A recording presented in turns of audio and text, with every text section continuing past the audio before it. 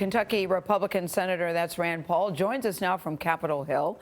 He's a member of the Senate Foreign Relations Committee, and he supported President Trump's decision to meet with Vladimir Putin.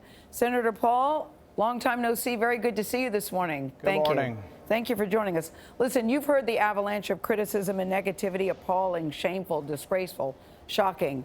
It's coming from all sides, and I'm wondering, you're here this morning, you're doing a cleanup on aisle 3?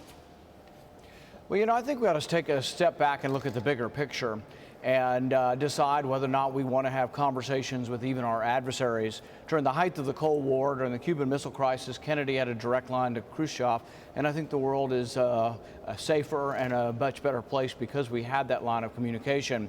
We had ambassadors. Let me finish my question. If you're going to ask questions, let me finish. All right, all right. It was also, I think, a good idea that we've continued to have ambassadors and diplomatic relations with Russia, even though they are our adversaries. Senator Paul, I don't think anybody would object to trying to have a good relationship with Russia. I think the problem is that he seemed to throw the American intelligence community under the bus while doing that.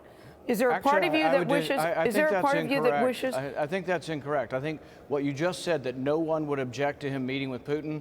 Every Democrat on Capitol Hill objected to him meeting with Putin. Every neoconservative and warmonger on the right also objected to it. So yes, the vast majority of the foreign policy community, the bipartisan consensus, said you shouldn't meet with Putin. They also said he shouldn't meet with Kim. And this is an extraordinary thing about President Trump that should be lauded and not belittled, is that he is willing to meet with adversaries to try to prevent us from having World War III. Senator, you talked about the Cold War history, and one of the things that was distinct about both President Kennedy, you mentioned, and President Reagan was that they did two things. They both met with America's adversaries, and they were quite clear about America's moral view about the repression of both the Soviet Union and then subsequent to that, Russia now, which most people think is led by basically a dictator.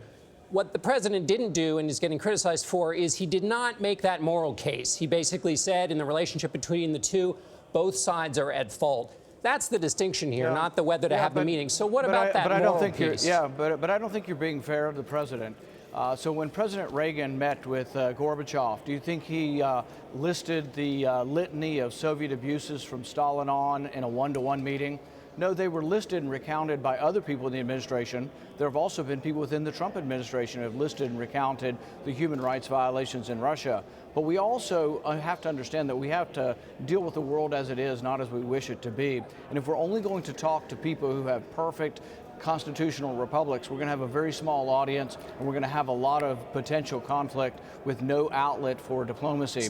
So no, I think the president did a good thing by meeting with Putin, and I think it's a mistake for people to try to turn this into a partisan escapade. Senator, President Reagan called the Soviet Union the evil empire.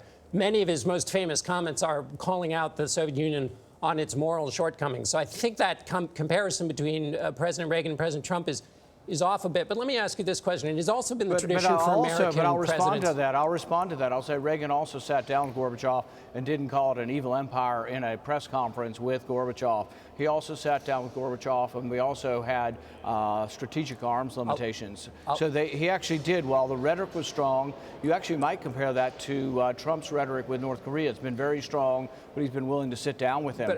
I think there's actually some apt comparisons between Reagan and Trump on the diplomatic front. The difference here is, Senator, that President Trump is not short about offering criticism to American allies, whether it's on the German gas deal or whether immigration is destroying Europe. But when it comes to Russia, he seems to have, in all instances, whether he's standing next to the Russian president or just quietly by himself in a one-on-one interview, bends over backwards to say nice things about the Russians, and that robs him of an opportunity to make a clear moral case about the distinction between America, which has grown up and had a history of supporting freedom, and the Russian regime, which does not do so. And why not take that opportunity as an American president? I think what this gets into is that the president has undergone an onslaught of a year and a half of a partisan investigation accusing him of somehow colluding with the Russians. So I think he's sensitive to that.